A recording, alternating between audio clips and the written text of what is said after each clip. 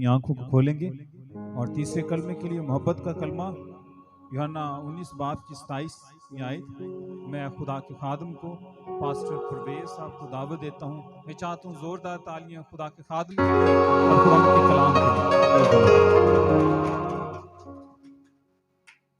लिए। Jesus hallelujah. खुदा का शुक्र हो, उसकी तारीफ हो कि आज हम खुदा की पाक हजूरी में हैं ताकि हम उसके कलाम में से सीखें। मेरे अजीजों, अब हम देखते हैं कि वक्त गुजर रहा है।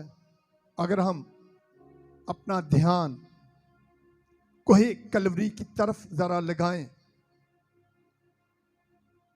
आंखें बंद करके उस नजारा को देखें जहां पर यीशु सलीब पर थे और जब भी उन्हें होश आता वो हमेशा मदहोश रहते।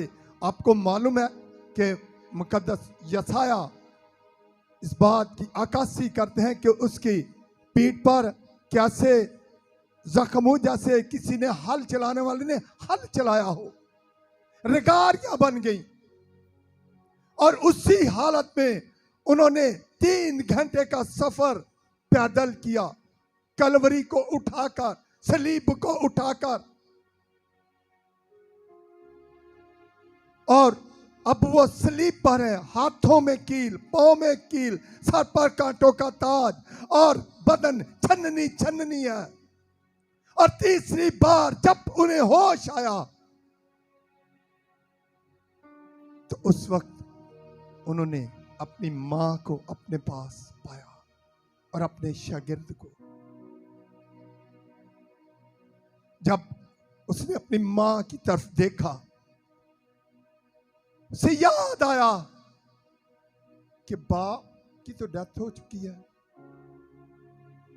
भाई मेरी सुनते नहीं, मेरे बाद मेरी मां की कौन हिफाजत करेगा, कौन इसकी देखभाल करेगा। क्योंकि यीशु को याद था कि हुक्म जो 5वां है वो क्या है? मां बाप की इज्जत करना। और वो क्योंकि इस कलमे में हमें साबित होता है कि यीशु ने अपने आप को साबित करके दिखा दिया कि मैं कामिल इंसान हूं। इससे बेशतर दूसरे कलमे में हम देखते हैं कि यीशु ने साबित किया कि मैं कामिल खुदा हूं, मुझे इख्तियार है कि मैं जो कुछ कहूं वो हो जाएगा। आज ही तो मेरे साथ फरदौस में होगा। इस कलमे में आज खुदा अपनी जुबान से ये फरमा रहे हैं, यीशु ये कह रहे हैं, साबित कर रहे हैं कि मैं कामिल इंसान भी हूं। क्योंकि कुर्बानी कामिल खुदा की नहीं, कामिल इंसान की है। और वो साबित करके दिखा रहे हैं कि मैं कामिल इंसान हूं। इसलिए यीशु ने उस हुक्म को जो शरीयत में बयान था उसको साबित करके दिखा दिया कि मैं मां की इज्जत करता हूं, मुझे फिक्र है मां की। मेरे अजीजों, खुदा हमें सिखाना चाह रहा है कि हम कामिल इंसान बने। इससे पेशतर मैं आपको बताता हूं, मेरे साथ निकाले यूहन्ना रसूल की अंजील, उसका 17वां बाब, उसकी 23वीं वर्ष में है। ये गुजरी रात 6 से 9 बजे जब यीशु गेत्समनी बाग में दुआ कर रहे थे। और ये दुआ एक हकीकी माने रखती है हम मेरे और आपके लिए। और यहाँ इस दुआ में हमारे लिए यीशु ने बहुत कुछ कहा, और जो कुछ यीशु आपको पता वो कहता है, वो कर दिखाता, हकीकत में है। और 23वीं वर्ष में लिखा है, मैं उनमें तू मुझ में, ताकि वो कामिल हो। ये खुदावंद मेरे लिए और आपके लिए कह रहा है।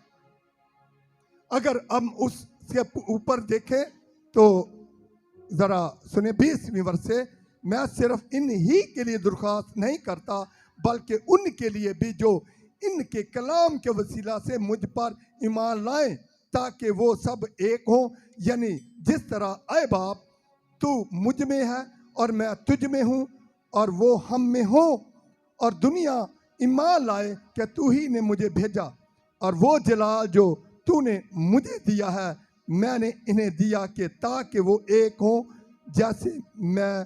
जैसे हम एक हैं। इस बात को समझे। गुजरी रात को हमारे लिए यीशु ने दुआ की बाप के सामने और कहा कि जिस तरह बाप मैं तुझ में हो तू मुझ में है और ये हम में हो और कामिल हो जाए। जब तक हम कामिल नहीं होते हम यीशु के लायक नहीं, हमें कामिल बनना है। बात रही मां की खिदमत की दुनियावियत में, जिनकी माएँ हैं वो तो खिदमत करें और करनी चाहिए, लेकिन जो खुदा से दूर है वो तो पता क्या कहते हैं। मैं आपको बात बताता हूं, वो उल्टी ही बात कहते हैं। हमने एक छोटे हुए ना एक तमसील लोग बातें करते हैं, वो सुना है कि जब भी एक होता मदारीगर जो बात करते थे ना, वो छोटे बच्चे को कहना हाँ भाई बच्चे मंजूर है, उसने कहना वाह वाह।